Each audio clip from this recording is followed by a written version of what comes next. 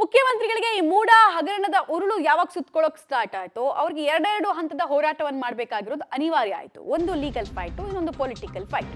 ಕಾನೂನು ಹೋರಾಟಕ್ಕೂ ಸಾಯಿ, ರಾಜಕೀಯ ಹೋರಾಟಕ್ಕೂ ಸಾಯಿ. ಮೂಡ ಕೇಸ್ನಲ್ಲಿ ಸಿಎಂ ಸಿದ್ದರಾಮಯ್ಯ ಖಡಕ್ ನಡೆ ಅನುಸರಿಸ್ತಾ ಇರೋದನ್ನು ನಾವು ಗಮನಿಸ್ತಾನೆ ಇದ್ದೀವಿ. ನಾನು ಎರಡೂ ಹೋರಾಟಗಳನ್ನು ನಡೆಸ್ತೀನಿ ಅನ್ನೋ ಸಂದೇಶವನ್ನು ಈಗಾಗಲೇ ಅವ್ರು ಕೊಟ್ಟಿದ್ದಾರೆ.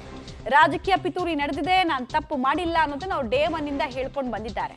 ಹೈಕಮಾಂಡ್ ಮುಂದೆ ಸಿಎಂ ಸಿದ್ದರಾಮಯ್ಯ ಅವರು ಇದೇ ವಿಚಾರವನ್ನು ಸಮರ್ಥಿಸಿಕೊಂಡಿದ್ದಾರೆ. ಇದೆಲ್ಲವೂ ದುರುದ್ದೇಶ ಪೂರಿತ ಷಡ್ಯಂತ್ರ ಅಂತೆಲ್ಲ ರಾಜಕೀಯವಾಗಿ ಮುಗಿಸೋದಕ್ಕೆ ಎದುರಾಳಿಗಳಿಂದ ಮೂಡಾದ ಅಸ್ತ್ರ ಪ್ರಯೋಗ ಆಗಿದೆ.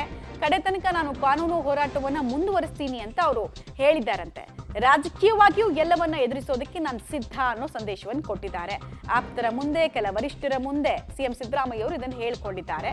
ಮತ್ತು ಅವ್ರು ಡೇ ಒನ್ ಇಂದ ಒಂದು ವಿಚಾರವನ್ನು ಮೇಂಟೈನ್ ಮಾಡ್ತಾ ಇದ್ದಾರೆ. ನಾನು ತಪ್ಪು ಮಾಡಿಲ್ಲ ಅಂದ್ರೆ ನಾನು ಯಾಕೆ ಹೆದರಬೇಕು, ಇದೆಲ್ಲ ಷಡ್ಯಂತ್ರ, ದುರುದ್ದೇಶ ಪೂರಿತ ಅಂತ. ಸಿಎಂ ಸಿದ್ದರಾಮಯ್ಯ ಎರಡೂ ಹೋರಾಟಕ್ಕೆ ಜಯ ಸಿಗುತ್ತಾ? ಹಾಗಾದ್ರೆ ಜಯ ಸಿಗದೇ ಇದ್ರೆ ರಾಜಕೀಯ ಭವಿಷ್ಯ ಬದಲಾಗಿ ಬಿಡುತ್ತಾ ಅನ್ನೋದು ಕುತೂಹಲಕ್ಕೆ ಕಾರಣ ಆಗ್ತಾ ಇದೆ.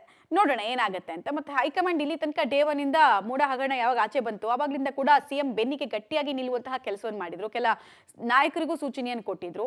ಸೊ ಇದೇ ಗಟ್ಟಿ ಬೆಂಬಲ ಮುಂದುವರಿಯುತ್ತಾ ಇವತ್ತಿನ ತೀರ್ಪಿನ ಬಳಿಕ ಕೂಡ ಅನ್ನೋದು ಒಂದು ಪ್ರಶ್ನೆಗೆ ಉತ್ತರ ಸಿಗುತ್ತೆ. ಎಲ್ಲರೂ ಕೂಡ ರಾಜಕೀಯ ನಾಯಕರು ಎಲ್ಲರೂ ಕೂಡ ಸದ್ಯಕ್ಕೆ ಕುತೂಹಲದಿಂದ, ಆಸೆ ಕಣ್ಗಳಿಂದ ನೋಡ್ತಾ ಇರುವಂತಹ ಒಂದು ತೀರ್ಪು ಯಾವುದು ಕೇಳಿದ್ರೆ, ರಾಜ್ಯದಲ್ಲಿ ಹಾಲಿ ಮುಖ್ಯಮಂತ್ರಿಗಳ ಮೂಡ ಕುರಿತಂತೆ ಕೇಸ್ ಟ್ರಾನ್ಸ್ಫರ್ ಆಗತ್ತಾ ಲೋಕಾಯುಕ್ತದಿಂದ ಸಿಬಿಐಗೆ ಅಂತ.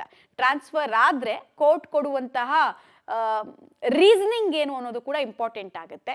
ಮತ್ತೆ ಮೆರಿಟ್ಸ್ ಯಾವ ರೀತಿ ಕೋರ್ಟ್ ಈ ಕೇಸ್ನಲ್ಲಿ ನೋಡಿದೆ ಅನ್ನೋದು ಕೂಡ ಇಂಪಾರ್ಟೆಂಟ್ ಆಗುತ್ತೆ. ಸೊ ಎಲ್ಲ ಆಯಾಮದಲ್ಲೂ ಕೂಡ 360 ಡಿಗ್ರಿಯಲ್ಲೂ ಕೂಡ ಇವತ್ತಿನ ತೀರ್ಪು ಬಹಳ ಕ್ರೂಷಿಯಲ್ ಆಗ್ತಾ ಇದೆ.